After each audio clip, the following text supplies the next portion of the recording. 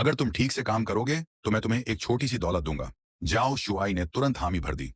लेकिन लाश खरीदने के बाद उसे अचानक एहसास हुआ कि बूढ़ा आदमी ध्यान नहीं दे रहा है और उसने चुपके से पुलिस को फोन करने की कोशिश की, लेकिन पाया कि बूढ़ा आदमी पहले से ही पहरा दे रहा था।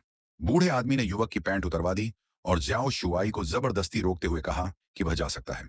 उसने समझाया कि इस वीरान जगह में, ठंडे रेगिस्तान में लगातार भागना आत्महत्या के समान है। जाहिर है बूढ़ा आदमी उसे इस तरह खत्म करना चाहता था। हालांकि ज्याओ शुआई, जो वहां 2.5 साल से काम कर रहा था, वहां के इलाके से अच्छी तरह वाकिफ था और उसने जल्दी ही एक साथी मजदूर को ढूंढ लिया, जिससे एक सप्लाई पॉइंट का निशान बन गया। बूढ़ा आदमी भी दूर से उसका पीछा कर रहा था। ज्याओ शुआई को चैन से मरने से पहले देखना चाहता था। फोन पर बात करते करते ज्याओ शुआई अचानक नजरों से ओझल हो गया और एक खाई में कूद गया। बूढ़ा आदमी तुरंत अपनी कार से उसका पीछा करने लगा। ज्याओ शुआई ने मौके का फायदा उठाते हुए चिह्नित निर्देशांक ढूंढे, प्रवेश द्वार को रोकने वाले पत्थरों को खोला और तेजी से अंदर रेंगते हुए फिर प्रवेश द्वार पर लगे सहारे को लात मारकर गिरा दिया। अंदर ज्याओ शुआई को पानी मिला। ज्याओ शुआई को पानी का एक स्रोत और एक फटी हुई पैंट मिली, जबकि बाहर खड़े बूढ़े व्यक्ति को भी गुफा का प्रवेश द्वार मिल गया। चिल्लाने के बजाय वह चुपके से अंदर गया और उसे पटाखों का ढेर मिला। फिर वह प्रवेश द्वार पर गया, उन्हें जलाया और गुफा में फेंक दिया। ज्याओ शुआई ने शोर सुना और तुरंत रेंग कर बाहर निकल आया, लेकिन जलता हुआ फ्यूज नहीं बुझ सका।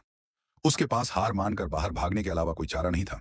सौभाग्य से ज्याओ शुआई विस्फोट में नहीं मरा। बूढ़े व्यक्ति ने फिर भी उसे गोली मारने का विकल्प नहीं चुना, बल्कि उसे भागते रहने दिया। भागने के लिए मजबूर ज्याओ शुआई के पास चिलचिलाती धूप में जिंदा रहने के लिए दौड़ते रहने के अलावा कोई चारा नहीं था। कुछ ही देर बाद उसे एक और गुफा मिली, जिसके अंदर कई सोफे रखे थे। ज्याओ शुआई ने जल्दी से सोफे से कपड़े और फोम की पट्टियां फाड़कर अस्थायी जूते बनाए और भागना जारी रखा। बूढ़ा आदमी उसके पीछे एक कुर्सी पर बैठा ठंडक पाने के लिए ठंडा नींबू पानी पी रहा था। लंबी दौड़ और निर्जलीकरण के कारण ज्याओ शुआई जल्द ही बेहोश हो गया, जिससे शुरुआत में यह दृश्य सामने आया।